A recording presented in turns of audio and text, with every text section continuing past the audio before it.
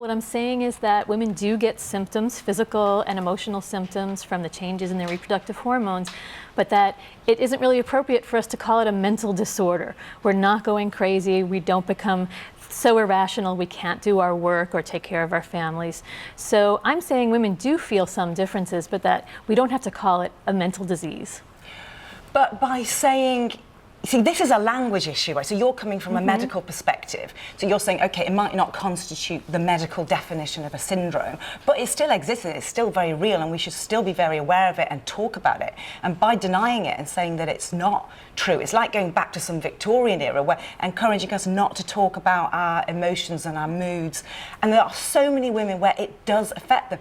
It, you know, not to the point, some women, not to the point where it affects their job, but many women, it does affect their job. And it's kind of, you're in very dangerous territory by saying that it's not a syndrome. In the popular definition of a syndrome, it does exist, maybe not in the medical definition, but for a lot of women, myself included, it really does affect us at that time of month. And we need to be aware of this as women. So what are you saying then, Dr. Deluca? The symptoms that Helen's experienced and lots of the other women that got in touch with us this morning are psychosomatic. They're not actually tangible symptoms based in medical fact. Not at all. And what I'm saying is that women do get some physical symptoms. They even get some emotional. Sometimes I have a blue day at a certain time of the month. But what I'm saying is it's not a disease that needs to be treated. And the dangerous area that we get into is when people can suggest women are not appropriate to have positions of leadership, that they can't be in charge of a company or a country. I mean, in the US, when we had our elections last year. It doesn't go that far. Of course it does. No, Donald Trump last year just said, he didn't like Megyn Kelly's questions. We're not going to. So he said, she must have been bleeding from her wherever. We all have moods. To suggest that feeling impatient sometimes is a mental disorder that needs to be treated by medicine or by physicians, that's the problem. We've made great progression with mental health lately, you know, in the last few years. So many people used to say, oh, depression is all in the head, or depression is just a lifestyle issue. We've made great progression to getting people to realise that it is real. Would you say the same about depression, that no, it's all in someone's head, or it's all about someone's lifestyle? Of course not, but women are not having major depressions. They're feeling a mood. We have moods throughout the month. And just because it happens right before you get your period doesn't mean it necessarily is only because of your hormones. But is your objection then the fact that it's been associated with women in a way that writes women off? Is that what you object to? Absolutely. Women are often invalidated. In the U.S., when Sonia Sotomayor was up to be the Supreme Court Justice, there were the nomination hearings. One radio host said, well, you better hope she's not in conference the week before she gets her period, because you never know what she'll get. There's an example of someone saying a woman shouldn't be empowered. Well, you know what? That's not true. The answer to this, they don't have their sense of intelligence. They can't use their mind. You know, that's not true. No, right.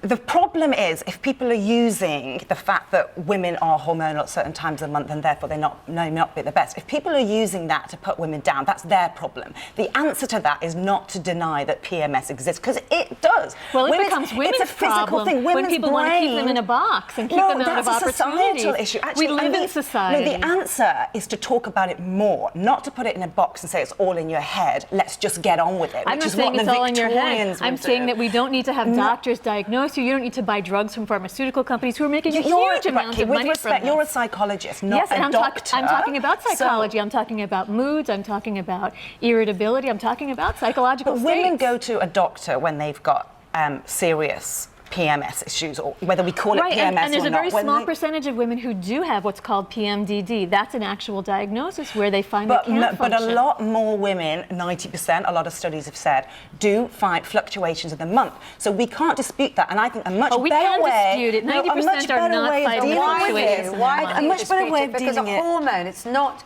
A hormone has an effect on the endocrine system. It has an effect on our bodies. Absolutely. There is a physical effect. Men and women are governed by the hormones. Study after study, when they track women's moods and the changes in their hormones, find no relationship between their hormone levels and their mood. Robyn, what should women be doing then? Because there's one person who's on your side in the comments that we've had with everybody else who's coming in questioning where you got your psychology degree and on your qualifications.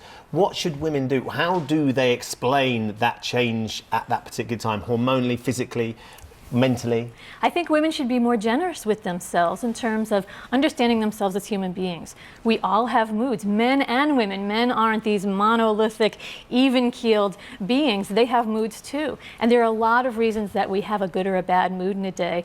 And we've been programmed to think, oh, if I have a bad mood, it's that time of the month. It must be my hormones. When it's much more likely something else is causing that mood. We've had such a big reaction on that, and people are saying, look, there is a thing that happens to me as I come up towards my period, and then I don't really notice it, you know, perhaps craving carbohydrates, things like that. And then I have my period and I go, oh, I feel so much better now, and sort of almost see things retrospectively. It's almost like you can't see it when you're in it.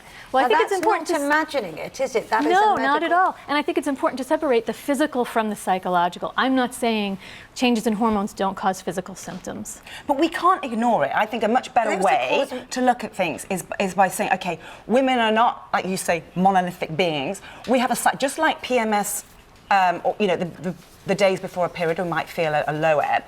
In the middle of the cycle, we're on fire. So actually, I think that compensates for what we might feel a little bit low. But when I'm in my middle of a cycle, that's when I'm my most sparkiest, my wittiest, you know, and I think this, so rather than this making women kind of not as good as their job, as some people may think, actually we should just think of it as we are on this cycle of being really, really super on form and then not so on form. And if Well, we I think get that's a good away from point. expecting women to be perfect Helen, all the time... Robyn?